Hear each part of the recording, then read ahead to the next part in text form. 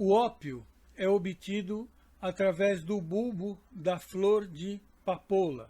Então, o bulbo é essa parte verde que nós vemos aqui. O coletor da resina faz cortes na superfície do bulbo e dali sai então um látex, uma substância, uma resina esbranquiçada, que depois acaba ficando oxidada, amarronzada, como se vê aqui, e ele vai raspando esta resina. Então, aqui o que nós temos é já o ópio, tá? E a partir do ópio é possível se isolar a morfina. E a partir da morfina, uma alteração que pode ser feita em laboratório, e quem fez pela primeira vez essa alteração foi o laboratório Merck, que transformou a morfina em heroína. Qual a diferença entre essas três apresentações? A potência. Primeiro, o ópio é uma substância que tem um poder analgésico bastante importante. A morfina é utilizada em uso hospitalar como um dos mais poderosos analgésicos. É utilizado, por exemplo, para quem tem dores intensas decorrente de câncer. Mas esse uso é estritamente controlado. E a heroína, ela teve um período em que era utilizada como analgésico, mas devido ao seu dano enorme que provoca na pessoa, deixou de ter essa utilização terapêutica. Não é mais usado pela medicina. Bem, então, o ópio ele pode ser consumido fumado, né? E em alguns países existem casas de ópio, lugar onde a pessoa vai e ela vai para uma sala, se deita e passa a fumar ópio. E qual é o efeito dessa substância? Causa uma profunda sedação, uma profunda sensação de leveza, de bem-estar, e a pessoa passa a ter uma experiência que é relatada como sonhar acordado. Quer dizer, ela entra no estado mental em que, sem dormir, ela sonha. Então ela tem vivências como se ela estivesse sonhando, mas só que ela está sonhando, na verdade está sonhando, mas ela não está dormindo, né? Acontece que é uma substância que leva à dependência de maneira rápida. E as pessoas que acabam utilizando ópio deixam de fazer tudo na vida só para ficar lá fumando ópio. Muito bem. Só que depois se desenvolveu, se purificou o ópio para se conseguir a morfina. O que tem na morfina é uma concentração muito maior do princípio ativo do que no ópio, né? Então, além de ser utilizada como analgésico muito poderoso, lógico que com o tempo o pessoal começou a fazer dela uma droga de uso recreativo que leva à dependência de maneira muito mais rápida do que o ópio e é muito mais difícil se livrar dessa dependência. Muito bem. A Merck, como eu disse antes, havia desenvolvido a heroína com um poder analgésico muito maior, só que levava a uma dependência tal que para muitas pessoas era quase impossível se livrar do vício, com uma grande degradação física e mental. Então, pararam de fazer o uso medicamentoso, o uso medicinal da heroína. Só que, lá no Afeganistão, esse país onde o Talibã acabou de assumir o poder e tal, existem as maiores plantações de papoula para a produção de ópio do mundo. Eles dominam o mercado. Mas, como era muito lucrativo, os cartéis do México levaram papoula para o México, e também o México hoje passou a ser um produtor de morfina e heroína que é vendida no mercado norte-americano. Aqui no Brasil não tem, para nossa sorte. Por que não tem? Porque é uma droga muito cara. Não há mercado brasileiro que justifique o risco de trazer a droga para cá, muito menos de plantar aqui, porque não tem consumidor que tem poder aquisitivo. Quer dizer, é muito pequeno o número de pessoas viciadas ou que querem usar esse tipo de droga que tem o poder aquisitivo para comprar.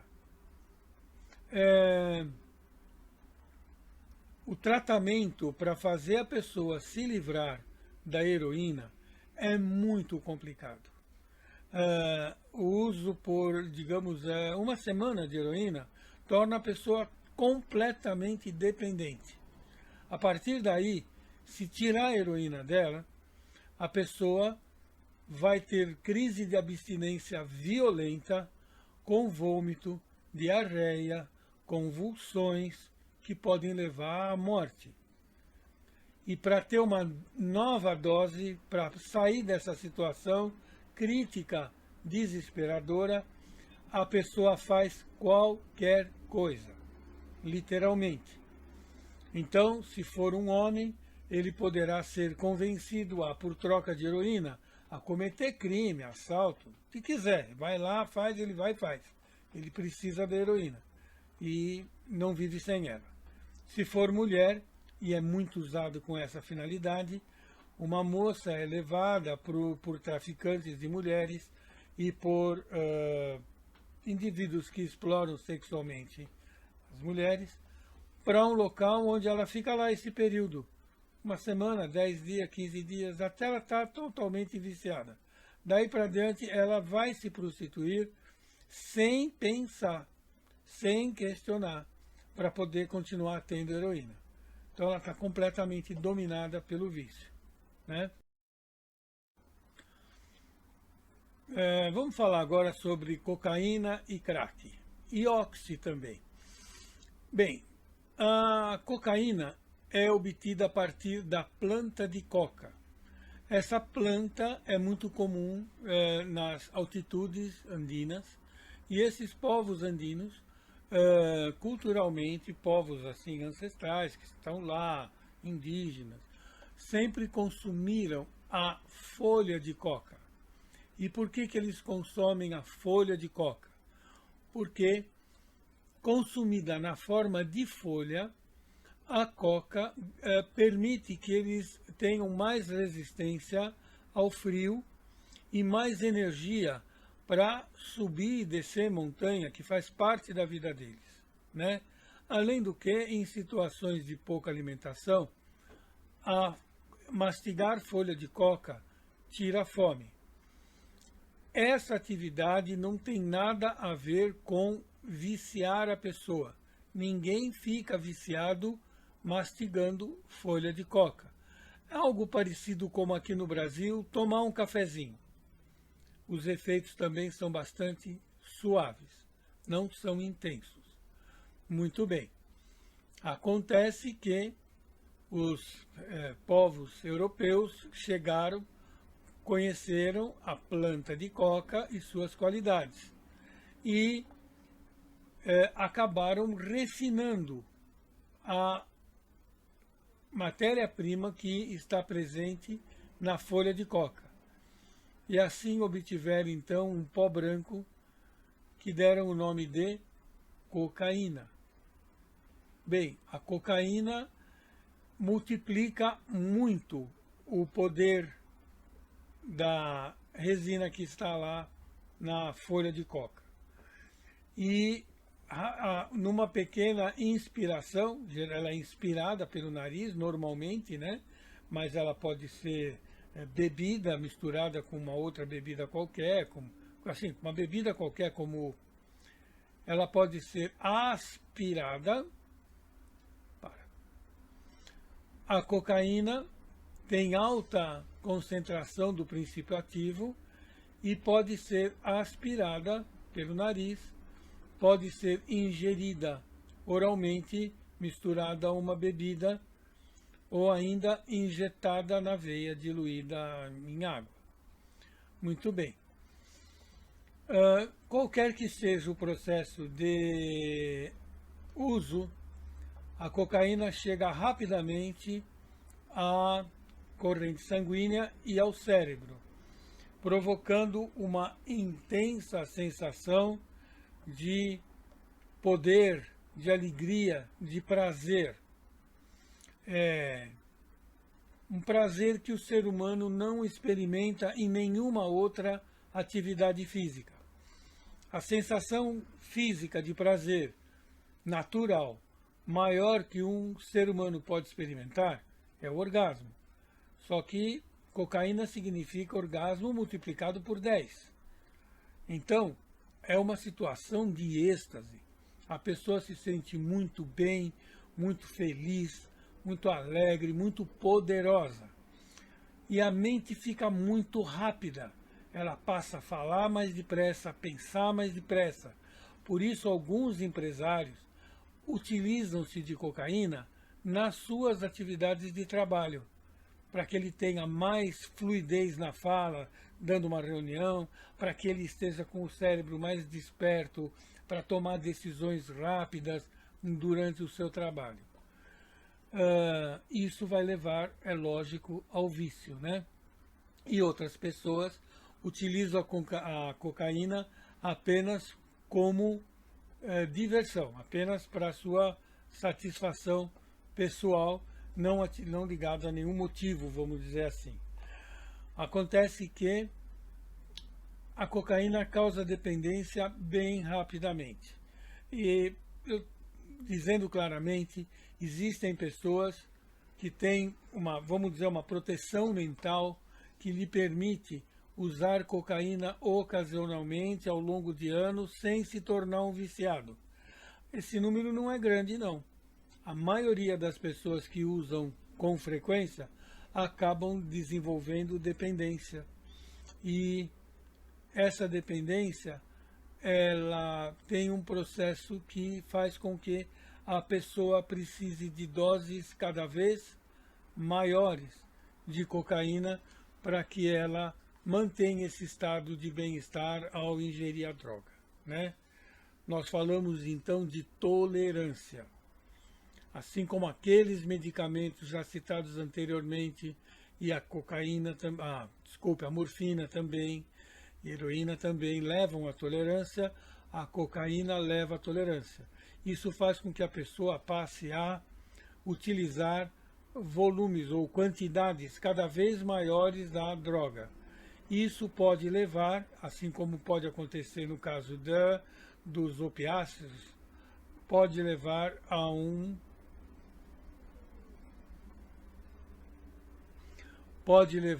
uma overdose, que pode ser fatal. Muito bem. O que acontece com o usuário de cocaína? Desde que, ao usar, ele se sente muito bem, e ele usa geralmente numa festa, quando ele vai para uma outra festa sem usar, ele vai ficar se sentindo meio deslocado e já vai procurar um amigo que tem, me dá mais um aí para eu ficar animadão.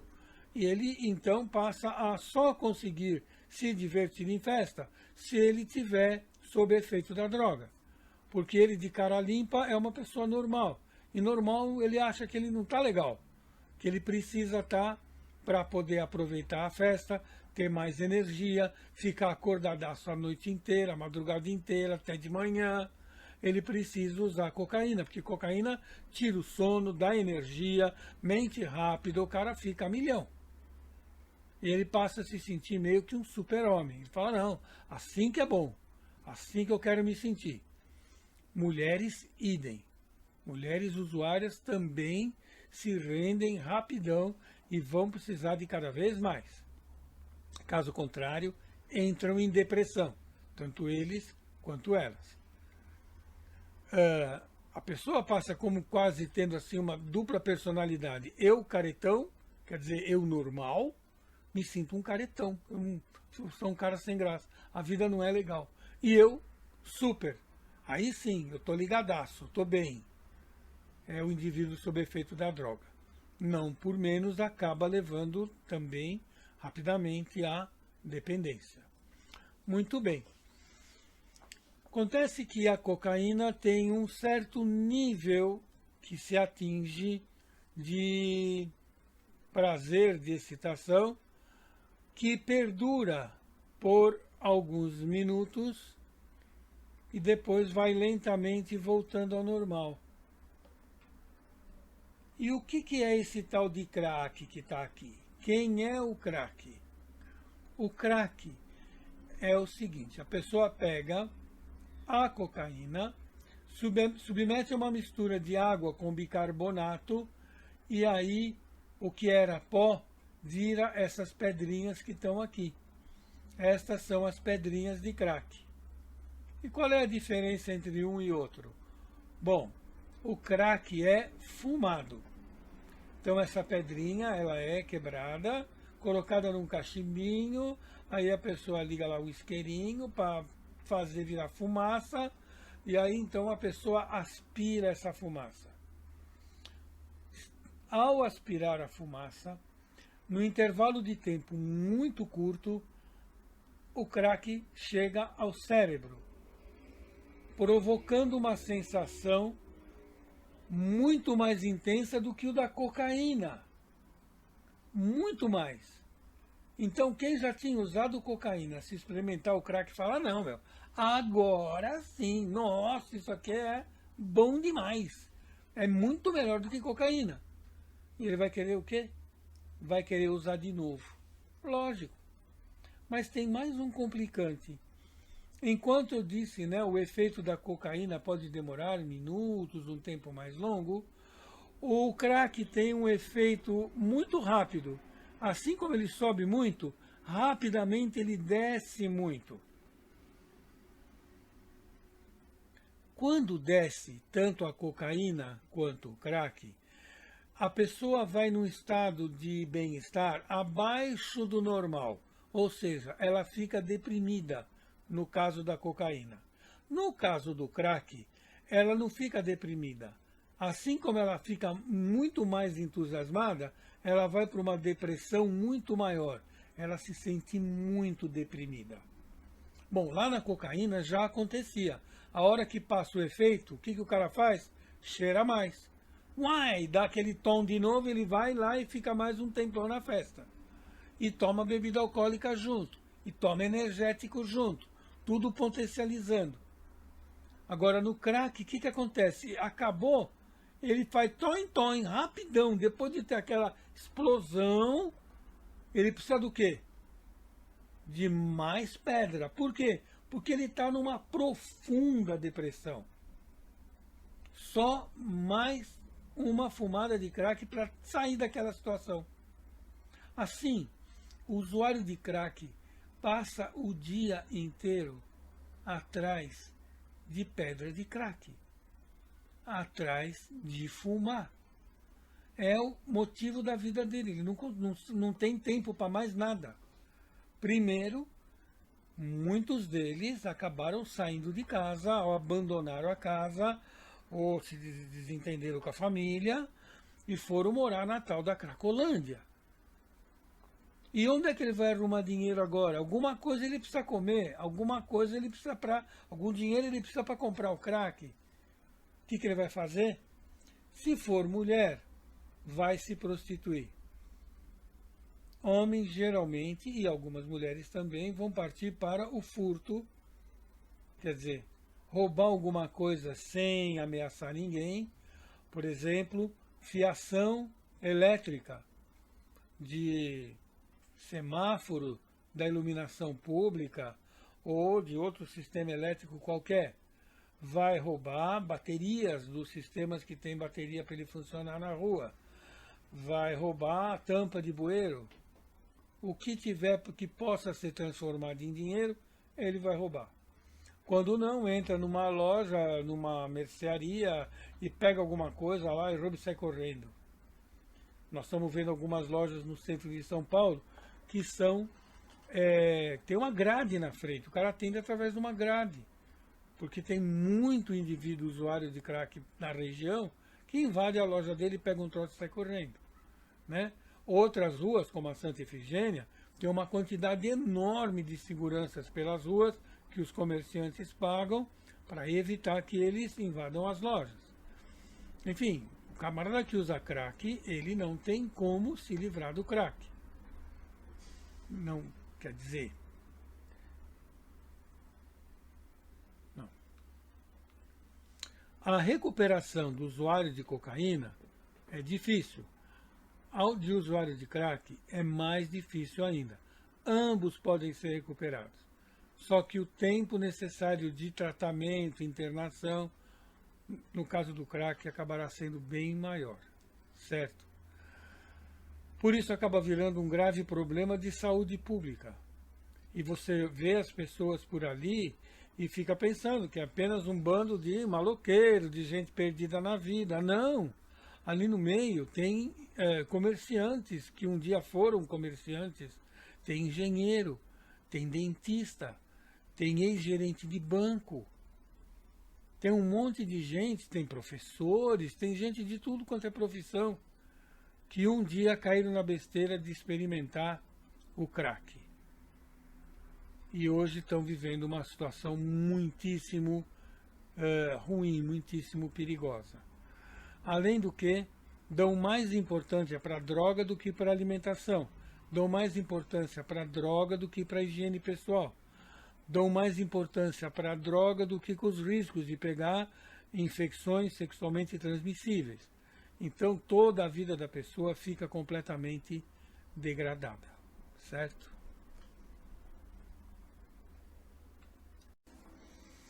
Eu havia falado antes que além do crack tinha o oxi. Então vamos comparar os dois para ver qual é a diferença entre um e outro. Eles são bem semelhantes, tá?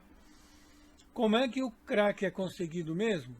O crack é conseguido utilizando-se água com bicarbonato de sódio para fazer a pedra de crack. Muito bem. E o oxi?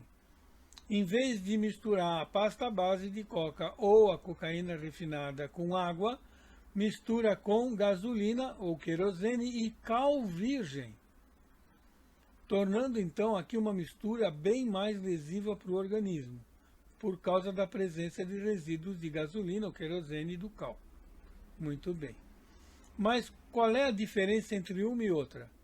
Enquanto na pedra de crack a concentração de cocaína é de 40%, na pedra de oxi é de 80%, é o dobro. O crack tem uma coloração branco-amarelada. E o oxi, ele pode ter uma coloração branca, porque quando ele tem mais cal virgem, pode ter uma cor mais amarela, quando tem mais gasolina, e aí o indivíduo que usa vai ter vômito e diarreia, e pode ter uma coloração roxa, quando tem uma proporção igual entre gasolina e cal virgem. Bom, efeito no organismo. As duas drogas causam uma euforia muito maior na hora que consome. E entre os efeitos colaterais, aumento da pressão arterial, risco de infarto, acidente vascular cerebral também pode ocorrer. A longo prazo, o cérebro é afetado, ocorrendo perda de memória, diminuição da capacidade de concentração e de raciocínio. Além do que, toda a vida emocional da pessoa é completamente alterada, né? Porque ela perde vínculos familiares, vínculos afetivos, vínculos de amizade, não consegue trabalhar, ela não tem mais uma vida, ela vive em função da droga. E a diferença entre o crack e o oxi? Bem, o efeito da droga, do oxi, passa mais rapidamente, ainda mais rápido do que do crack. E isso causa mais dependência, porque mais rapidamente ele vai precisar de mais droga, né? E se ele estiver fumando oxi, ele vai levar querosene, cal, gasolina para dentro do pulmão. E essas substâncias são todas muito tóxicas. Pode provocar queimaduras dentro do pulmão e levar o pulmão à falência, que vai levar à morte.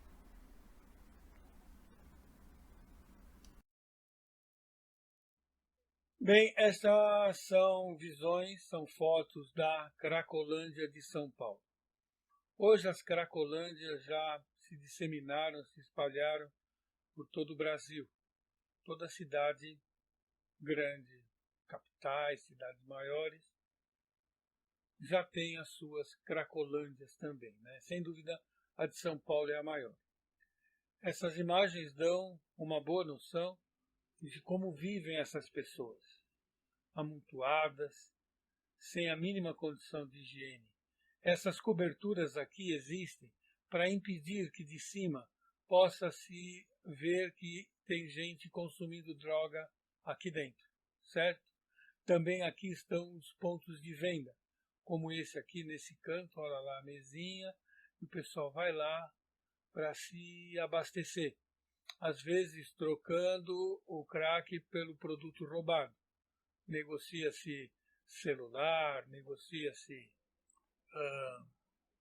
qualquer objeto que possa ser roubado, que possa ser transformado em dinheiro. Existe aqui dentro indivíduos, eu falei de celular, porque tem indivíduos aqui que são especialistas em comprar celular. Eles são os receptadores especificamente de celular. Já os outros que roubam outro tipo de material, vai ter que vender fora daqui, para fazer dinheiro mesmo, seja lá quanto for, para poder comprar o crack. É muito triste ver, por exemplo, aqui nós temos uma menina, uma adolescente, grávida, ela já está com o cachimbinho na mão, isqueiro na mão, está indo para algum cantinho para fumar crack. O que acontece é que o mesmo crack que vai para o cérebro dessa adolescente também vai para o feto em desenvolvimento. E essas crianças nascem com peso muito abaixo do normal, com danos cerebrais, e ela nasce viciada. É um bebê viciado em crack, que precisa entrar imediatamente em tratamento, porque ele começa a vida sofrendo de abstinência, porque sua mãe consumiu crack durante a gravidez. Que nós temos o que aparentemente é uma senhora, mãe da menina, talvez desse menino também, e eles não são os únicos aqui, tá? Existem cenas que mostram, assim, numa foto, 8, 10 crianças. Parece que eles se juntam em algum lugar e tal, para brincar, sei lá, mostrando que tem muita mãe que é viciada e ela não tem o que fazer, não larga os filhos, mas traz os filhos para morar junto com ela no meio dessa degradação toda. É mais um problema social, como eu disse antes, do que um problema de polícia. Isso não é coisa que resolve com polícia militar. Tem que ter políticas de saúde pública para resgatar essas pessoas, homens e mulheres gravemente doentes, vivendo nessa condição de absurda pobreza, penúria e desespero na Cracolândia.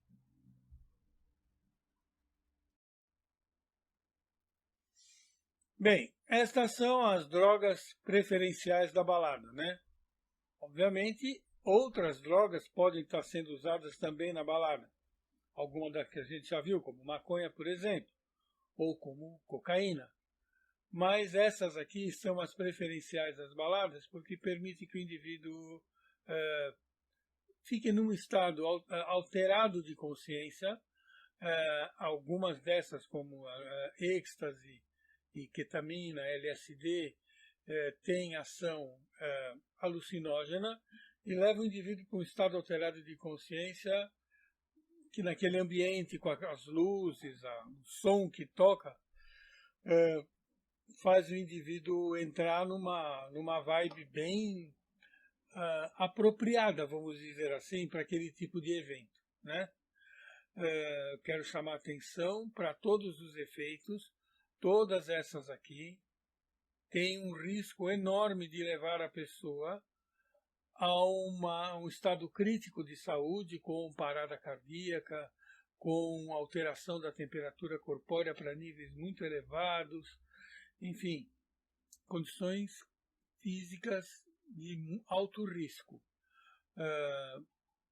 Piora quando essas drogas são consumidas junto com os tais dos energéticos e também com bebidas alcoólicas.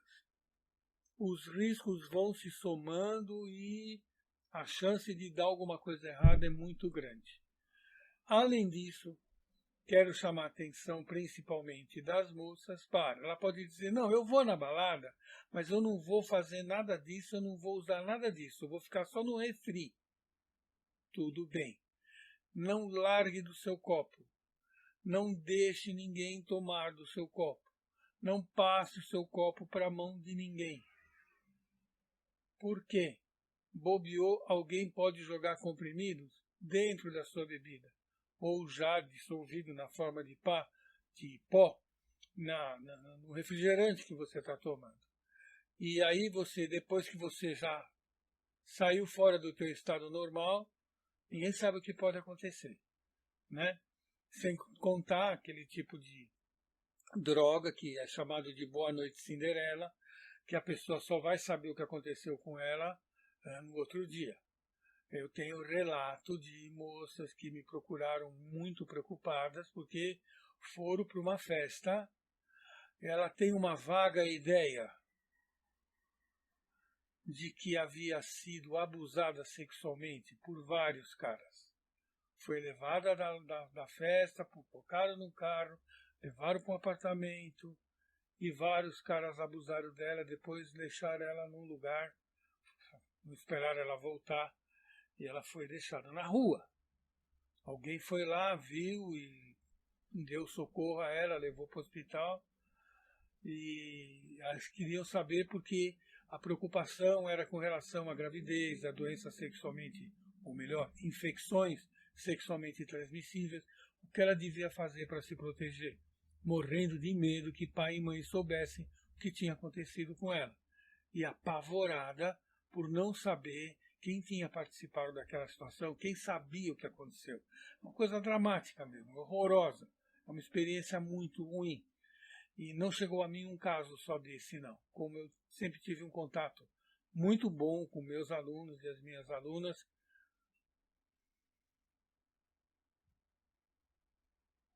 eu era pessoa de confiança, com que elas podiam se abrir para contar essas coisas que exigiam uma atitude mais séria como essa. Muito bem, então todos devem tomar cuidado. Rapazes também devem tomar cuidado. Porque de repente você está entrando numa fria sem querer entrar, sem se saber o que pode acontecer. Às vezes, na saída de uma balada, entra todo mundo junto, um monte de jovens num carro, a milhão, e esse carro entra num poste ou numa árvore. E nós vemos isso acontecer com jovens morrendo todo fim de semana por causa disso. Carro lotado de jovem, bebida dentro do carro, carro enfiado no poste ou na árvore e vários mortos. Então, não pense isso nunca vai acontecer comigo. Pense, isso pode acontecer. E o único jeito de não acontecer é eu estar esperto, é eu estar esperta, para que jamais eu entre numa fria dessa.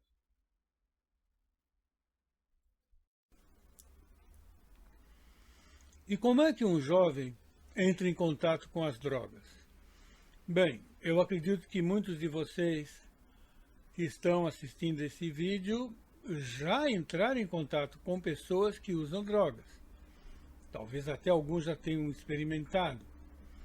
E talvez alguns de vocês, certamente, nunca ouviram falar. Mas acredite, os usuários de drogas estão sempre muito mais próximos de você do que você possa imaginar.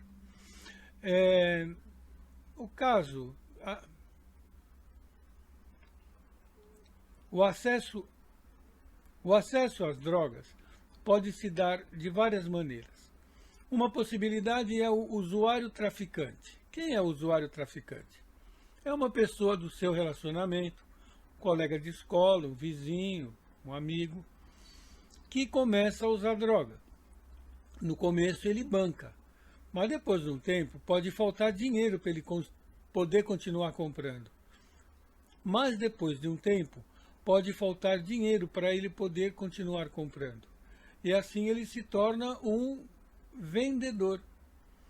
Ele pega a droga do traficante e repassa para pessoas que possam comprar.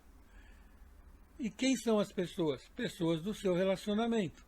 Então, geralmente no começo, ele oferece a droga gratuitamente.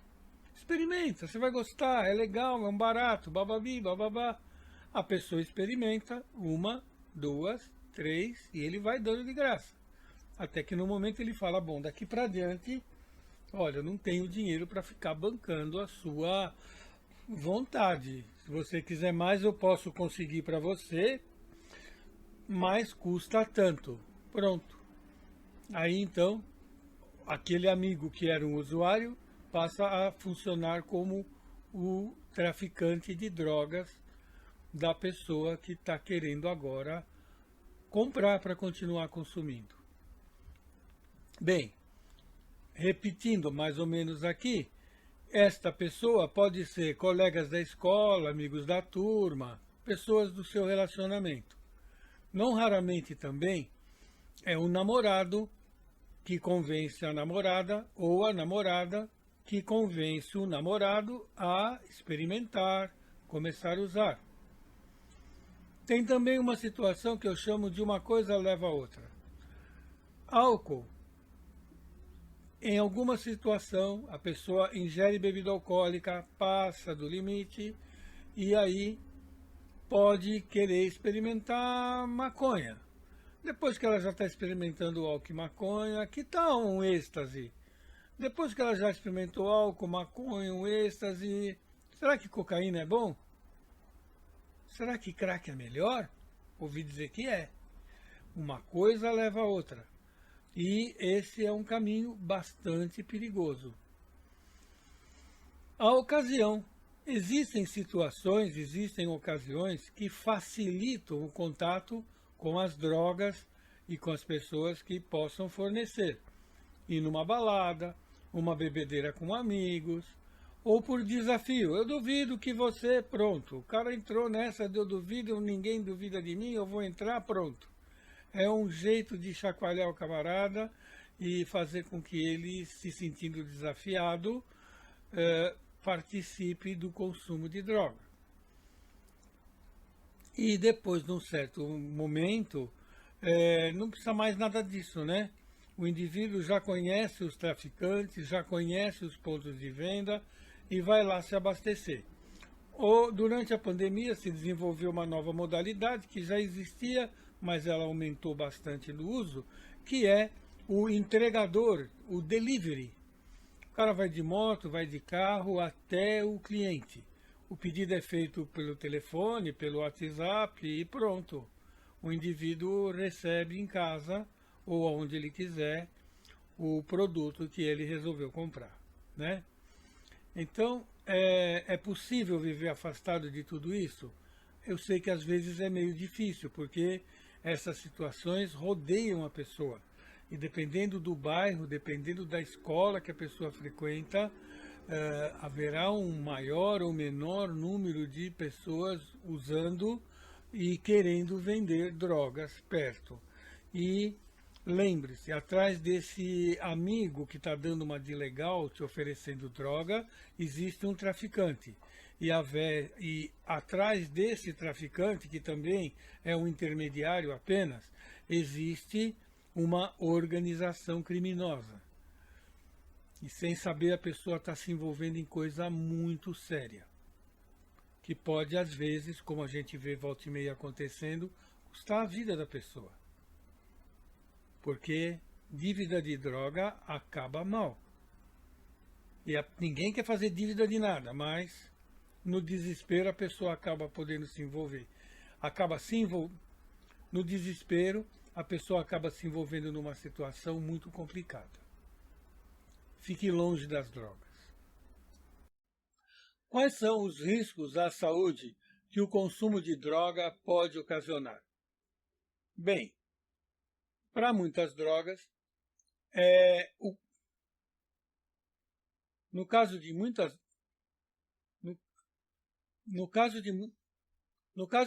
drogas, pode ocorrer taquicardia. Taquicardia é um aumento da frequência cardíaca. Pode ocorrer também aumento da pressão arterial e da temperatura do corpo. Pode ocorrer também sudorese e desidratação, perda do controle motor, convulsões. Nos casos mais graves, perda da consciência e do controle cardiorrespiratório. Pode ocorrer parada respiratória, parada cardíaca, coma e morte. Tudo é uma questão de combinação de fatores, de dose ou overdose que foi consumida e da interação entre substâncias que foram utilizadas. Mas mesmo antes que aquelas consequências que podem levar até a morte possam acontecer, existem outros níveis de risco à saúde bem mais frequentes, bem mais comuns, quando as pessoas estão sob o efeito de drogas. Vamos ver quais são. Primeiro, diminuição da capacidade de tomar decisões sensatas e avaliar riscos. Bom, isso só com o álcool já acontece e acontece muito. Quando se tem, além do álcool, outras substâncias envolvidas, só piora a situação. Diminuição do equilíbrio, do controle dos movimentos e da capacidade de avaliar tempo e distância. Isso acontece com várias drogas, já citamos anteriormente, que tanto o álcool quanto maconha prejudica demais equilíbrio, avaliação de distância e tempo. Até para atravessar uma rua isso pode ser perigoso e importante. Dirigindo então nem se fala. Diminuição dos mecanismos inibitórios que controlam nossos hábitos. O que são mecanismos inibitórios? São os nossos sistemas de autodefesa. Nós temos mecanismos que nos impedem de fazer besteira. Temos mecanismos que colocam limites nas nossas atitudes.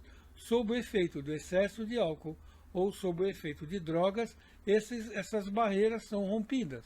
E a pessoa se joga em situações das quais poderá se arrepender muito depois, ou em situações que um final trágico. Exposição ao risco de acidente. Está muito ligado com o anterior, né? Ou com todos os anteriores. Tomada de decisão, controle de movimento e capacidade de avaliar tempo e distância, diminuição dos mecanismos inibitórios. Se a pessoa estiver dirigindo, se a pessoa estiver num local onde haja possibilidade de risco, como uma varanda. Quantas vezes aconteceu recentemente de pessoas estavam numa festa, foram sentar na beirada da varanda e caiu do prédio. Se estatelou lá embaixo. Por quê? Não avaliou que não podia sentar naquele lugar. Aquilo não é lugar de sentar. Ou a defensa quebrou, ou a pessoa se desequilibrou e bumba, foi parar lá embaixo. Perdendo a vida, ficando muito machucado ou com lesões permanentes por uma decisão errada. Bem, se as drogas são usadas na adolescência, já explicamos, impede o amadurecimento intelectual e emocional, com o resultado, adultos com comportamento de adolescentes. Pode ocorrer, no caso da maconha e também no caso do uso de esteroides, de anabolizantes, pode acontecer a diminuição na produção de espermatozoides. E também, já que o prazer da droga é tão intenso, a pessoa com o tempo vai perdendo o interesse na atividade sexual. Ela simplesmente vai trocar o prazer da droga, ela põe no lugar do prazer sexual. Aqui está um resumo daquilo que já dissemos anteriormente a respeito dos possíveis prejuízos à vida social. A queda no desempenho escolar e o abandono da escola, prejuízo nas relações familiares, prejuízo nas relações sociais e nas relações amorosas, prejuízo também no ambiente profissional, por baixo rendimento no trabalho, por faltas, comportamento inadequado, desinteresse pelo trabalho e até mesmo por acidentes de trabalho.